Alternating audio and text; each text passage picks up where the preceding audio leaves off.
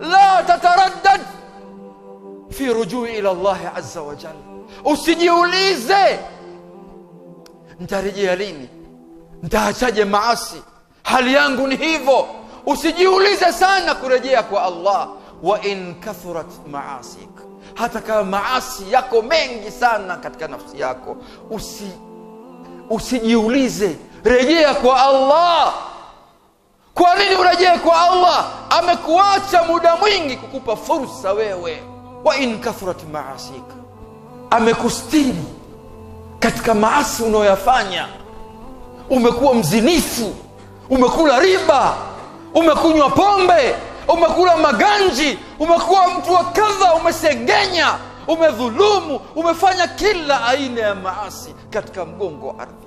Allah akakupa muhula ili urejee. Ndugu yangu katika imani, lan yakhdhuluk, hawezi akakuacha, hawezi akakutupa. Wa anta tahta janaha tauba, uko kwake yeye. Amekupa muda ili akupe rehema zake. La tayas, usikate tamaa. Mahma balaghat akhtauk, usikate tamaa. Vile maasi utakayokuwa nayo na wingi wa maasi utakayokuwa nayo, la tayas, la taqnat, usio mwanzo kukata tamaa. Mahma balaghat dhunubak, hata kama dhambi yako mengi kiasi gani, usikate tamaa ndugu yangu katika imani, ukajiachia.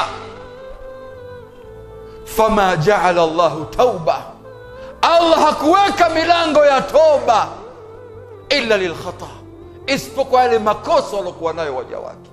Wama ursila al-anbiya illa lidhalin, Allah hakuwatuma mitume ila waende kwa wale watu ambao walikuwa wamepotea, warejee kwa Allah. Wama ja'ala al-maghfira, hakuyafanya msamaha kuwa ni sehemu ya ibada illa lilmudhnibin, ila kwa wale ambao wenye kufanya makosa. Wewe madhambi yako uliokuwa nayo usilazimishe ukaona kwamba ndio tayari wewe umepotea. Hapana, rejea kwa Allah.